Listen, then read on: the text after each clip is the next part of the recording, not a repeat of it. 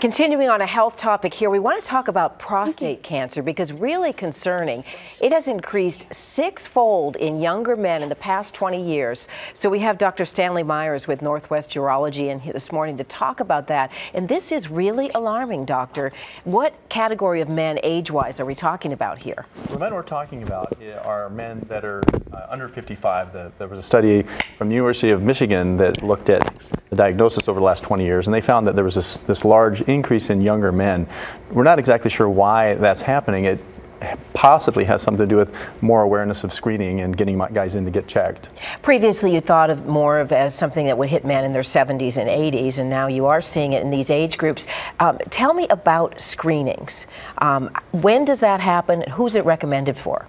So there's been some change over the last few years. Initially in 2000, well, initially we recommended that men got screened at the age of 40 if they had a family history or if they were African American, but by the age of 50 most men were recommended to be screened. But in 2012 the U.S. Preventative Services Task Force changed that recommendation and told primary care docs and men that they take care of that screening wasn't as valuable.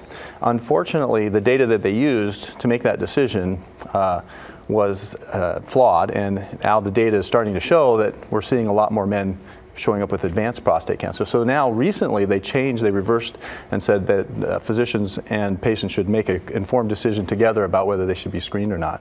So I think we're seeing hopefully more and more men willing to come in and get screened for prostate cancer. Short of screening, are there symptoms that you can detect on your own that would, cause you to call a urologist?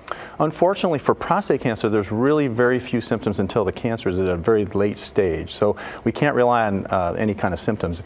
Some symptoms would include potentially difficulty with having trouble urinating, having to go more often, some discomfort with urination, but a lot of other diseases can mimic those symptoms that have nothing to do with prostate cancer. So we can't really rely on symptoms to bring a man in to see us. We have to really screen them up front. So what should we be nagging our husbands about when they're going in for a routine physical? Should we say, have them check your prostate? I would advise those patients to ask their doctor, say, should I be screened for prostate cancer?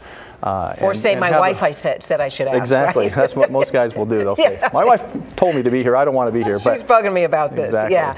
And talk a little bit about, some promising treatments. You say there are some that don't have the side effects that used to concern men. Right. Traditional treatments for prostate cancer include prostate surgery to remove it or radiation treatments. And those can come with some negative side effects, such as difficulty controlling urination or difficulty with performance in the bedroom. And that's unfortunately kept a lot of men from getting screened and getting treated for their cancer. But there's a new treatment out that just was FDA approved within the last couple of years here in the United States. It's called high intensity focused ultrasound. And that treatment uses an ultrasound energy to basically destroy prostate tissue. So the way I like to explain it to patients is if you think of a magnifying glass, it focuses the rays of the sun. And we're doing the same thing with this ultrasound device.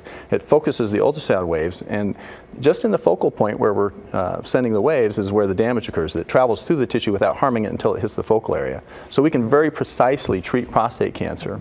Guys like to hear that. Focal point, precise, when it comes to dealing with this area. Right. So we can minimize the risk of having problems with urinary control or performance in the bedroom. Well, Dr. Myers, thanks so much for coming in and giving us some insight on this delicate subject. Really appreciate it. You're very welcome. We're back with more Portland Today.